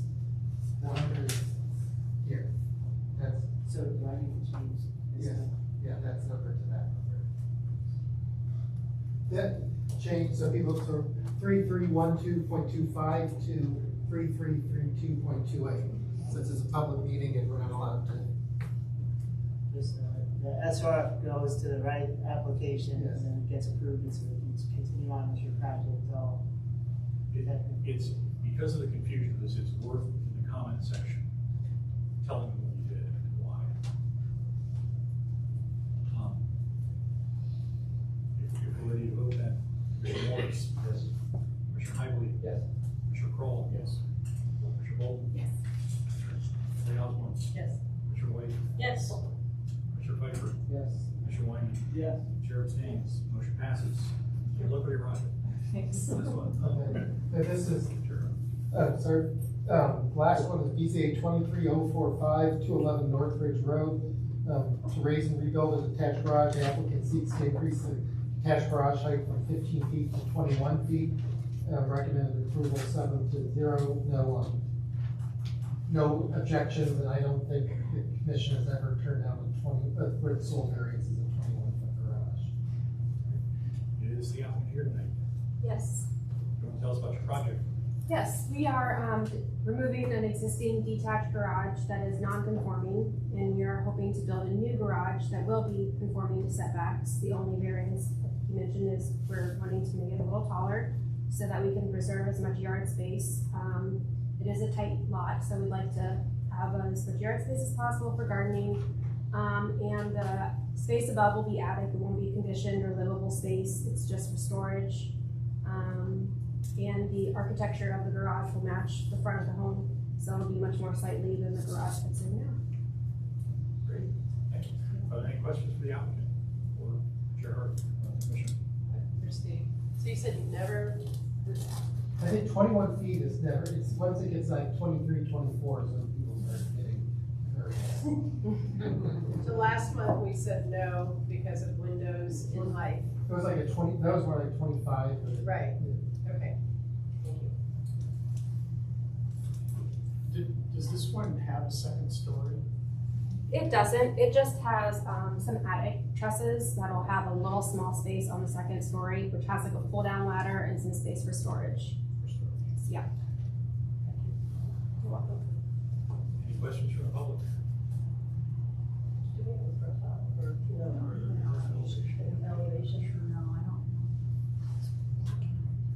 There's no windows, I'm assuming, on this. Just in the front, just in the front. And then on the side, there's one window into my backyard. The current garage is a 2-car long tandem, falling down, rotting from the inside, literally. useless thing. So there's no elevation. I have a printout if you'd like to see it, yeah, there's no windows facing the rear or the side. Oh,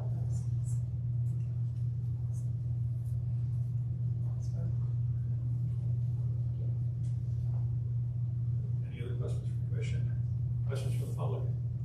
Seeing none, on BZA 23-045, 211 Northridge Road, shall the application be approved?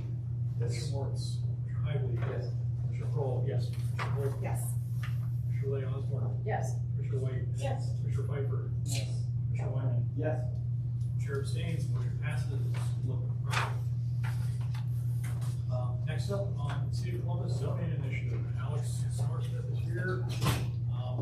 Alex, we're hoping you don't have a digital presentation. I did not provide you with such. Just going to make some pre-scripted remarks this evening and take some questions as I can. Lisa, are you here this evening? Lisa Russell? Oh, there you go. And you'll be taking questions and notes. So again, my name is Alex Sauersmith. I'm a planning manager here at the Department of Development, and here to give you an update on the zoning code update. Hopefully everybody has one of those cards going around. We have a QR code on there. You can go to the project website and learn more information, including the map that I'll mention here a couple times throughout these talking points. So, as a lot of us are familiar, that the city and region are growing quite quickly, and we are working prepared for the challenges and opportunities of growth in you by doing a few different things. We're planning for more affordable housing through our affordable housing strategy, improving transit through things like Link Us, enhancing environmental sustainability through programs like Sustainable Columbus, and modernizing our zoning code with things like programs like Zone In. Our zoning code has not been updated for 70 years. It's quite a long time. A lot of things have happened in between that, and then a lot of changes happened, both in the recent times and in the more distant times. We did an assessment which determined that the zoning code does not support our communities and cities' aspiration to be an equitable and thriving city. We also have the support of the mayor and city council on this initiative and have prioritized updating the zoning code. The process to modernize our zoning code will start on our corridors. So at this time, we will not be addressing the residential areas, though we will get to those down the road, likely starting sometime in 2024. This is due to the size of the city and the complexity of the zoning code, as many of you are familiar with. It calls for a phased approach to modernize this code. Zone In identified 62 what we're calling main streets or commercial centers and corridors throughout the city, where it makes the most sense to start the zoning code update process. We use data, policy, public input as well, that tell us that the corridors are the best place to start modernizing our zoning code. These areas have the greatest development capacity to deliver the housing, mobility, and employment opportunities that our community needs that is economically and environmentally sustainable. The current zoning code is restricting our community's potential. The corridors have the capacity to support thoughtful and equitable growth, but they're not delivering the results we need under the current zoning. If you look at the 145 miles of corridors, which you can't see in front of you right now, but if you go to the website, you'll be able to see that map. What we have found, I should say, is that 80% of the properties facing the street are currently zoned within a 35-foot height limit, which is the same height limit that you'll find throughout residential neighborhoods, single-family residential neighborhoods, which even some who do garage builds are requesting variances from in the case of accessory dwelling units and such. Additionally, 8% of the identified area housing is not permitted on the ground floor, or not permitted at all. And this is in the time where we all know we're facing quite the housing shortage. Previous research like Insight 2050, community plans like Envision Hilltop or the One Linden plan say that corridors, streets like High Street and West Broad Street are the best places for denser and taller developments, both offices, housing, and other mixed uses. Right now, currently, a developer would need to go through a time-consuming and expensive various process to build the kind of development that would carry the benefits for the corridor and the region. Nearly 1,000 variances are in place in the 11,500 parcels that we have identified, around 8% there. This points to how broken our zoning code is, that we rely so much on the variance process and our need to update it together. These challenges also point to the fact that our zoning code is inhibiting the housing creation our city urgently needs. So how did we identify these areas? We overlaid multiple criteria to identify the corridors most suitable to be rezoned. The criteria include existing zoning in place, the current commercial zoning overlays, mixed-use recommendations from area plans, the land use plans that my division creates, the current COTA bus routes, and also the future Link-to-Us or high-capacity transit corridors that we're looking at. Site-specific considerations are also taken into consideration, like Eastland Mall and like the OSU campus. By overlaying these criteria, the zoning team identified 62 corridors in commercial hubs to start this work. Three people already said. Where are we at in the process? We currently, again, looking at those corridors, I really encourage you to go to the website. There's going to be a lot more information on there. The map is fantastic. The URL, one of the URLs you can go to, the easiest one to remember is columbus.gov/zoning updates. We also have another URL which you can reach at that URL, which is zone-in-columbus.hub.arcgis.com. And that is a hub site where you'll find the map and some other information on there as well. So the map shows the areas that are most suited to be rezoned, but not how that gets applied. As we move forward, this is what we need your help with from the people who live and work on the corridors or around the corridors to determine how they should be developed. It's just the first phase of work that we're going through. Again, other areas of the city, commercial corridors, residential areas, we'll get to those as well. We are hosting a series of community conversations about the various topics to educate stakeholders about the issues that we are grappling with and starting to gather opinions and feedback on that. One of those was mentioned earlier this evening, which is next Thursday, May 10th, next door here at the Recreation Center, which will be addressing housing. There are also a few others. Again, you can find this on the website, but I'll run through this real quick. On May 16th, we'll host an event at 3350 Allegheny Avenue, which I believe is the new Afrocentric High School, newer Afrocentric High School, which will concentrate on zoning in our main streets, or these corridors I've been speaking about. On May 24th at 1350 Briarwood Avenue, we'll be zoning in on development aspects, a broad subject there, and that'll be over at the Linden Community Center, Recreation Center. June 1st, we'll again have that Main Street zone in at Sherwood Park Recreation Center. And on June 8th, we're going to be hosting a virtual engagement zone in on businesses. We will also host 4 workshops in July and August. Those will dive deeper into the details about potential code changes and understand the impacts and trade-offs. Those dates, times, locations to be determined. We'll come back and inform you about that. So again, I want to please encourage people to go to the website, attend these events. I can go and talk to everyone in Clintonville throughout the city to encourage people to come, but you are the people that live here. Actually, I live here too, but I say this to other communities. But regardless, you have the trust of your neighbors, friends, family. I deeply encourage more people to get involved. The more voices we hear, the more they can go. The more that we can create a zoning code that speaks to everyone's desires and needs as we move forward. You can join our mailing list again at the website, and you can access all of this stuff too at that QR code on the card that I passed out. So with that, we have time this evening, which is great.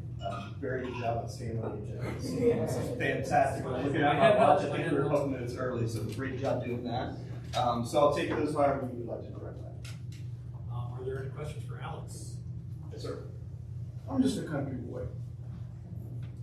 But you use a lot of million-dollar words and a lot of explanations, and I generally find that the longer a presentation goes on, the less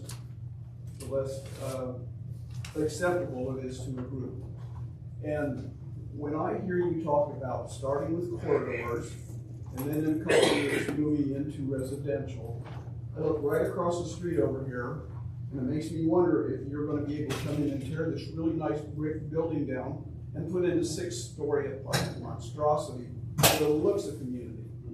2 years from now, are you gonna be able to move into the residences and tear down a house and put up a 6-story monstrosity? Because we all want more density. I also grew up in the country myself, Mechanicsburg, Ohio. Also lived in Worcester, Ohio as well. Hunted when I was a teenager and all that stuff. Also graduated from an urban high school, so I have a wide mix of backgrounds and people that completely understand your concerns. We don't want to rip down these buildings. We wouldn't be the ones ripping them down. That would be developers that would come in and do that, but we don't want that to happen. Part of what my division does is historic preservation. We also have design review commissions as well. And part of what we do as a division is that's something that we look at. You know, that would be these buildings, pretty much all of them, I think, would be what we call contributing buildings. And those would be something that we want to preserve. Again, looking at these corridors, we're not looking at the entirety of High Street, we're going to zone the entire street the same way, the entire corridor all the way from downtown all the way up here. Obviously, the urban fabric changes throughout these corridors, and that will be taken into consideration. And again, you showing up and making sure that you're voicing your concerns is going to be a key point, and getting others to do that too, as well. But there are other locations along all these corridors that don't have those nice buildings or have more opportunities to provide density there.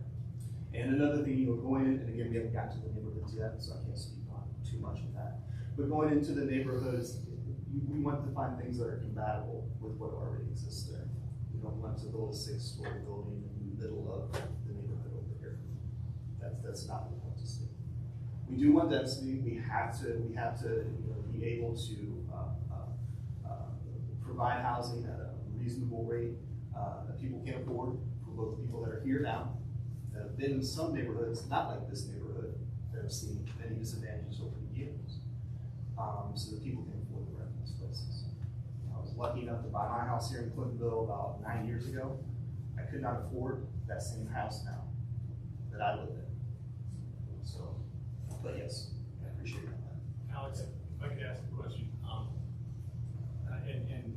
I've been following the zoning process from, I think, as early as I could, and I'm a member of the advisory committee that listens to this, and I'm still waiting to listen to see how it unfolds. And you know, quite frankly, that's why I'm excited about these public presentations, because that's stuff that I haven't heard yet. You know, so I'll be interested to see that. But Clintonville has a neighborhood plan, and our neighborhood plan does address the idea of appropriate levels of density along High Street and some of the other corridors, and it's pretty explicit in the plan. Now, the plan is a policy document that the neighborhood, there were hundreds of hours of community time and workshops and forum. The community had a lot of investment in that and a lot of hands-on time creating that. Is that at least a starting point for where that discussion begins? And when the neighborhood plan is there, it projected these densities. They were always expressed as policies.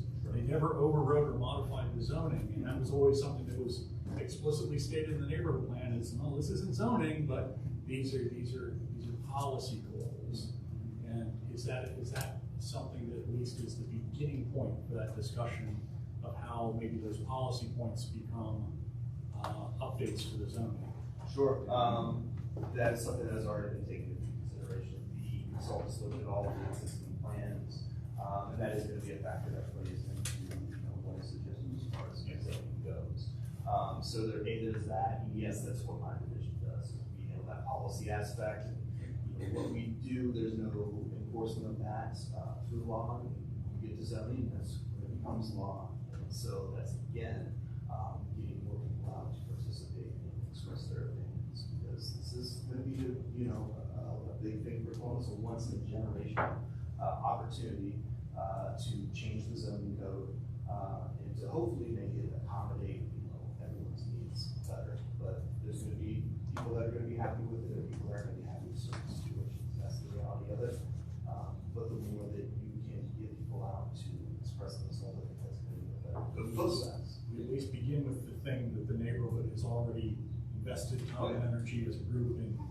At least as the division that creates us, we would hope that the For policy sure. would take into consideration. Yeah, absolutely. Alex, thank you for that presentation. I have been part of this conversation. I went clear back, going back where I sat with Chair Hardwick and then Commissioner Libby Weatherholt back in the C2P2 presentation back in 2020, I think that was. And then Chair Weatherholt submitted a letter of support for the C2P2 policies. Is this an expansion of all those policies? Is it repackaged? I mean, that's one question I have. The second question I have is, I have been following all of the zoning policies because I've scratched my head now for 6 years wondering why we get so many variance requests for parking. And I think to myself, well, it's because 70 years ago, not every household had 2 cars and that kind of thing. So I'm still looking for a piece of information that no one from the city has to give. And that is, what is the metric by which a neighborhood is measured that says this particular area of the High Street corridor needs more density? I have yet to hear that information. My third concern comes from District 9. And we know in Clintonville, from the abundance of green infrastructure, we'll just say rain gardens, that our aging infrastructure is beginning to buckle under us. When there's a water main break, and it happens, how many people here have seen a water main break?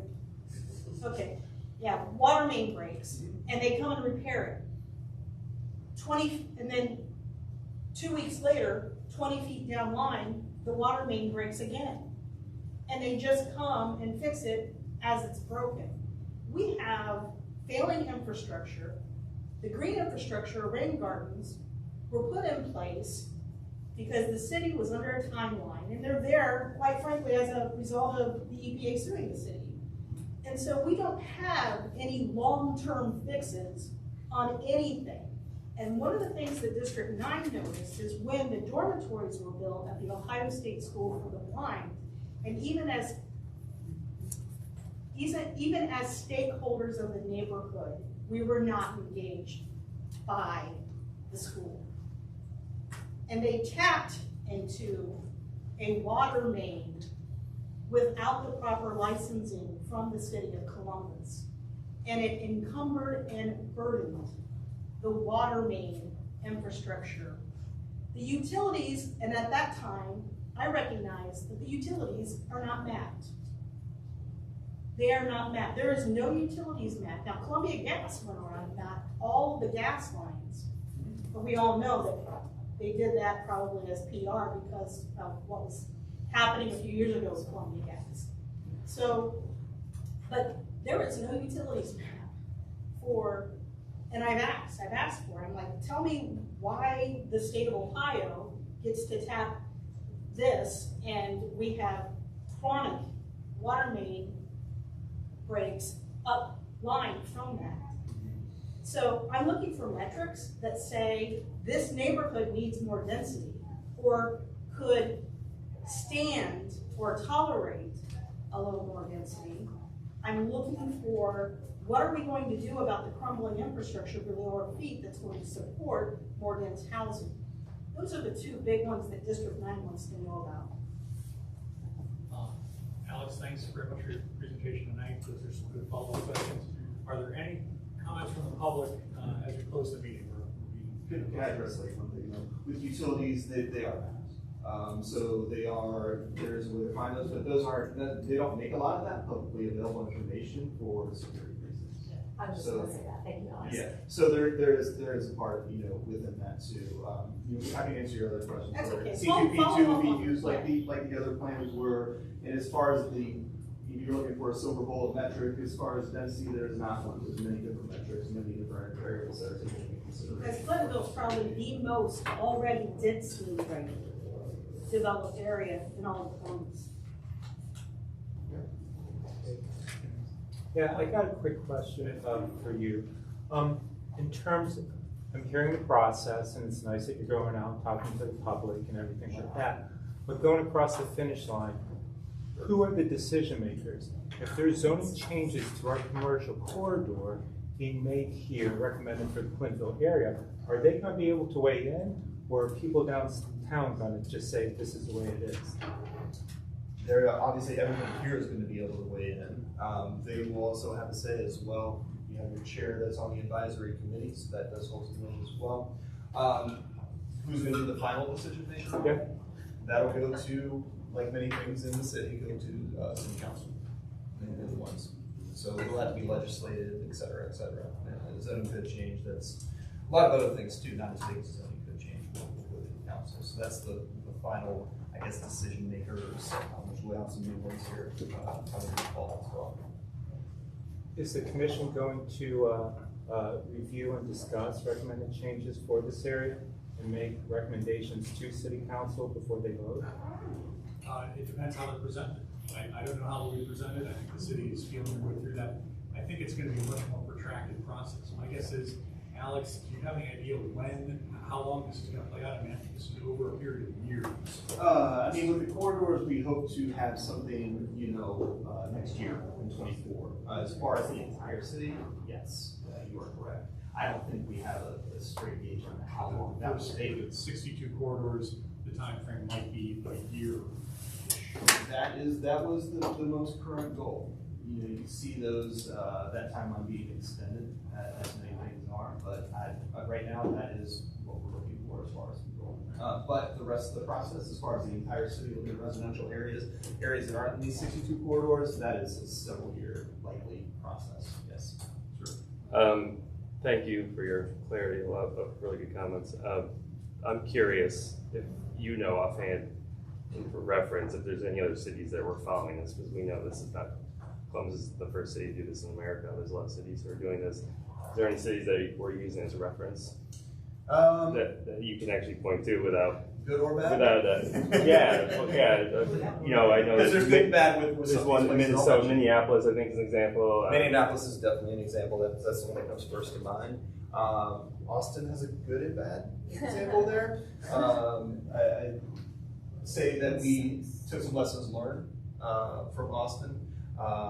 Those are the two that really popped in my head at the moment. There's several others that have done this process and approached this in different ways. So yes, we're not the only city doing this. Just about any city, Seattle's another one. Just about any city that's rapidly growing is considering this or has done this or is engaging in this. I'd say that we're in a better place than Austin or Seattle because we're getting to it a little bit earlier than they did in their process. They kind of had the growth hit them really, really hard and then engaged in the process. It was, I don't know if too late is the right word, but they found themselves kind of behind the eight ball. And just one comment from a housing standpoint, I know that it's been brought up. Charlotte is a comparable city.